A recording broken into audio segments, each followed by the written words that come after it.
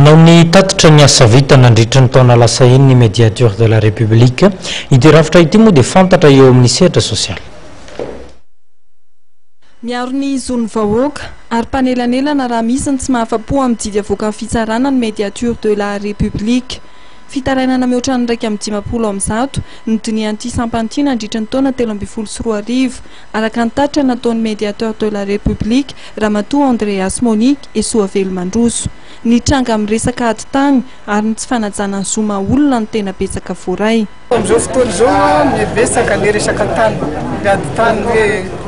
efa manana titre le olona dia indraindray tena mbola miova anina dia iny zany tsy voavahan'ny tany amin'ny tribunal sy ny tany amin'ny domaine le izy dia miazakazaka izy makatia dia lasa fifandraisana amin'ny domaine no zavatra ataonay hoe maninona moa ty zao nisy zavatra efa acte efa pris nefa mbola misy problème dia iny manazava izy zany ny antony manazava ka reny no ataoko hoe ela be na misy le fanazavana tsy manome fahafampoan'le olona le izy dia iny no atoronay hoe raisin'andray mandeha ny tribunal tsy maintsy atonon'andray mandeha zany tribunal amin'le décision tokony ho raisiny satria misy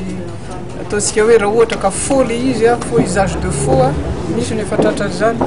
dia manomboka hatramin'ny voalohany indray le dossier. Atao knap sa tena be le tsy mahafantatra zany le tsy fahalalana an'le lalàny indraindray tena le toy nomboan'le fanaovany an'le calcul le ambany be loatra misy révision misy zavatra ohatran' zay dia ny zavatra ataony manko zao dia hoe manantona anay koa le knaps zany hoe mba tenen'olo zay alohan'ny hoe tena fitoriana ny fiafarana fa manantona zay dia mba voava ihany le olana.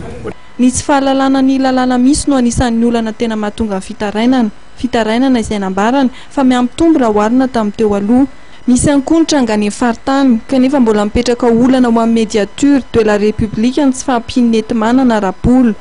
Tao anatin'ny kabary izay nataony dia nanome tokony Prime Ministre fa hitondra fanohanana ny médiateur de la République. Nanentana ihany koa ny mpiara-miombonantoka samihafa ny Prime Ministre ny olo-tanana ity sampana ity izay miasa amin'ny fiarovana ny zon'olombelona sy ny fametrahana ny tany tan-dalàna.